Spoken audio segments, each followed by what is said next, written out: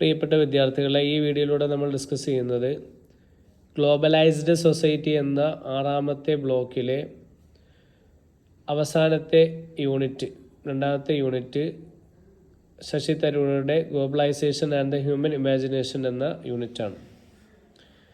Sasi Tharoor is an Indian bureaucrat, former international civil servant, politician and writer who currently serves as a member of Parliament for Thiruvananthapuram, Kerala since 2009.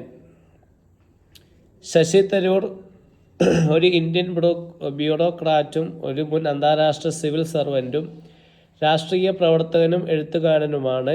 2009 മുതൽ അദ്ദേഹം കേരളത്തിലെ തിരുവനന്തപുരം മണ്ഡലത്തിൽ നിന്നുള്ള ലോകസഭാ അംഗമായി സേവനം അനുഷ്ഠിച്ചു വരുന്നു.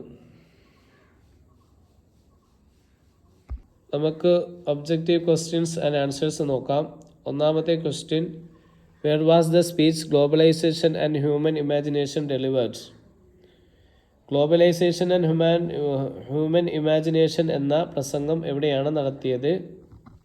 Answer, third international literature festival in Berlin. ബെർലിനിൽ നടന്ന 3ാം അന്താരാഷ്ട്ര സാഹിത്യോത്സവത്തിൽ. രണ്ടാമത്തെ ചോദ്യം, what was the topic suggested to Tharoor for his speech at third international literature festival held in Berlin? ബെർലിനിൽ നടന്ന 3ാം അന്താരാഷ്ട്ര സാഹിത്യോത്സവത്തിൽ തൻ്റെ പ്രസംഗത്തിനായി തരൂർക്ക് നിർദ്ദേശിച്ച വിഷയം എന്തായിരുന്നു? Answer, something that reconciled both his world, the UN and literature. അദ്ദേഹത്തിൻ്റെ 2 ലോകങ്ങൾ, ഐക്യരാഷ്ട്രസഭയും സാഹിത്യവും ഒത്തുചേരുന്ന ഒരു വിഷയം. മൂന്നാമത്തെ question, how did Tharoor exemplify the influence of globalisation? ആഗോളവൽക്കരണത്തിൻ്റെ സ്വാധീനം തനൂർ എങ്ങനെ ഉദാഹരിച്ചു കാട്ടി? Answer, mentioning the Tibetan monk recognizing his from the BBC due to mass media. BBC വഴി തന്നെ തിരിച്ചറിഞ്ഞ ഒരു ടിബറ്റൻ സന്യാസിയുടെ ഉദാഹരണം ചൂണ്ടിക്കാട്ടി. നാലാമത്തെ ചോദ്യം, what did the 9/11 reveal to the US?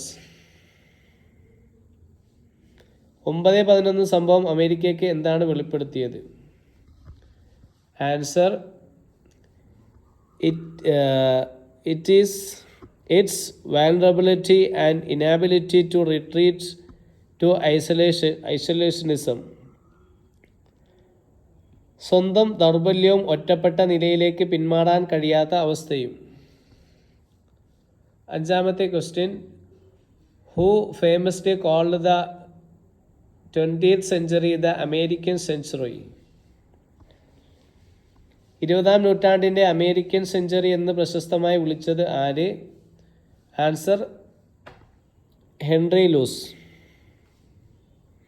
6ാമത്തെ question, what is the watchword of the 21st century? 21ാം നൂറ്റാണ്ടിൻ്റെ മുഖ്യ പദം, വാച്ച് വേർഡ് എന്താണ്? ആൻസർ, ഇൻ്റർഡിപെൻഡൻസ്, പരസ്പരാവലംബത്വം. 7ാമത്തെ ചോദ്യം, which are the 3 factors that contributed to the blind hearted of the other? മറ്റൊരാൾ, other എന്നിവരെക്കുറിച്ചുള്ള അന്ധവൈര്യത്തിന് കാരണമായ 3 ഘടകങ്ങൾ ഏവ? Answer, fear, rage and incomprehension. ഭയം, കോപം, മനസ്സിലാക്കാത്ത നില.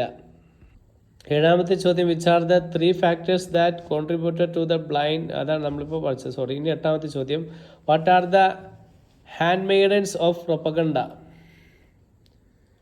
പ്രചരണത്തിൻ്റെ സഹായി ഘടകങ്ങൾ എന്തൊക്കെയാണ്? ആൻസർ, ഇഗ്നോറൻസ് ആൻഡ് പ്രെജുഡീസ്, അറിവില്ലായ്മയും മുൻവിധിയും.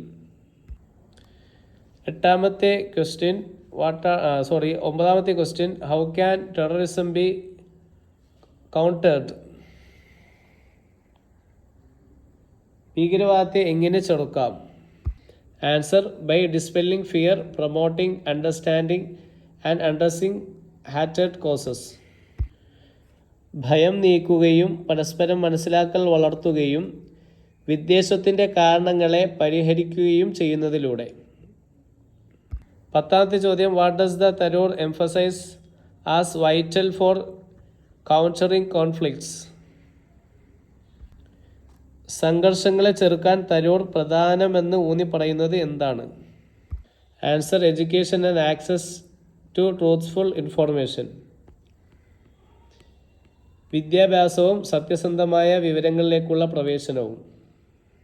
11ാമത്തെ ചോദ്യം, what is the clash that Tharoor highlights in the global context?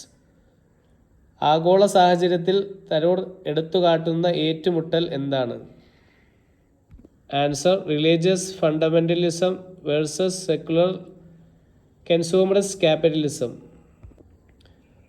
മത മൂലധാരാവാദം നേരെ മതനിരപേക്ഷ ഉപഭോക്തൃ മൂലധനവാദം. ഇതിൻ്റെ മുഴുവൻ ക്ലാസ്സും അവൈലബിൾ ആണ്. അതിനു വേണ്ടിയിട്ട് ഡിസ്ക്രിപ്ഷനിലുള്ള വാട്സപ്പ് നമ്പറിൽ ബന്ധപ്പെടുക. അസൈൻമെൻറ്റ് ക്വസ്റ്റ്യൻസ് ലഭിക്കാനായി ഡിസ്ക്രിപ്ഷനിൽ തന്നെയുള്ള വാട്സപ്പ് ചാനൽ ഫോളോ ചെയ്യുക. Thanks for watching.